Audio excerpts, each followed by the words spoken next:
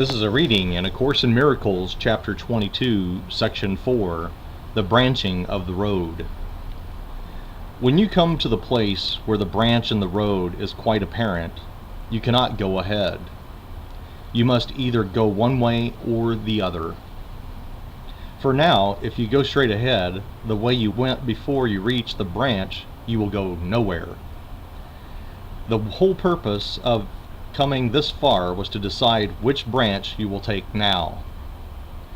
The way you came no longer matters. It can no longer serve. No one who reaches this far can make the wrong decision, although he can delay. And there is no part of the journey that seems more hopeless and futile than standing where the road branches and not deciding on which way to go. It is but the first few steps along the right way that seem hard, for you have chosen, although you still may think you can go back and make the other choice. This is not so. A choice made with the power of heaven to uphold it cannot be undone. Your way is decided. There will be nothing you will do or will not be told if you acknowledge this.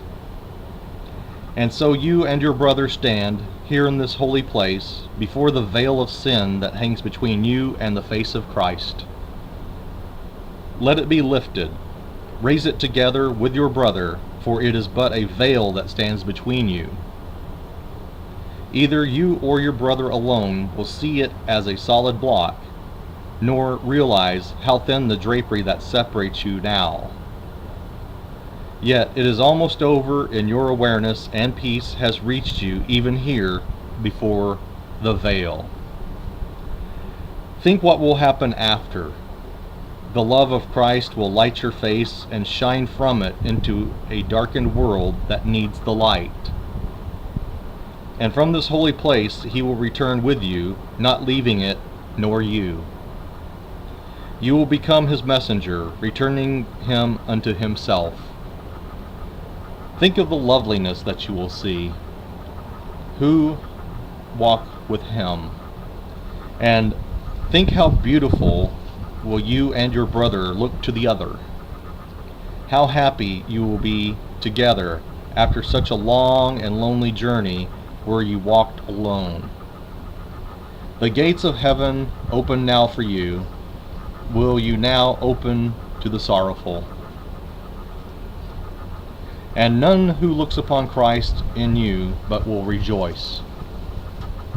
How beautiful the sight you saw beyond the veil, which you will bring to light the tired eyes of those as weary now as once you were. How thankful will they be to see you come among them, offering Christ's forgiveness to dispel their faith and sin. Every mistake you and your brother make, the other will gently have corrected. For in his sight your loveliness is his salvation, which he would protect from harm. And you will be your brother's strong protector from everything that seems to rise between you both. So shall you walk the world with me, whose message has yet been given everyone. For you are here to let it be received. God's offer is still open, yet it waits acceptance. From you who have accepted it is received. Into your hand, joined with your brothers, is it safely given. For you who share it have become its willing guardian and protector.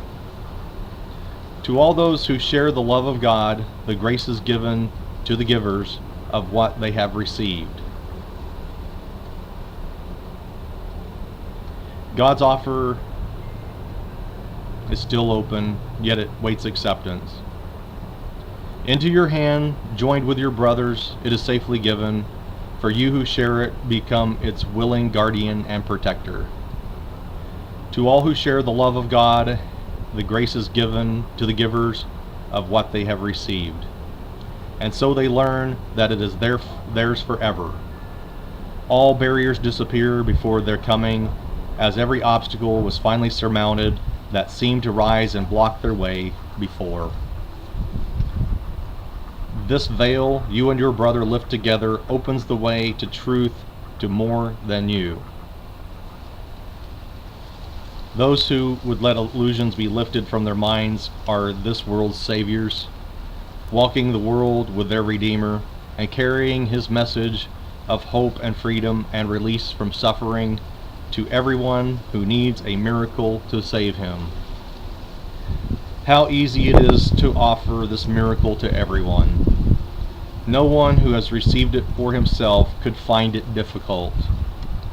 For by receiving it, he learned it was not given him alone. Such is the function of a holy relationship, to receive together and to give as you received.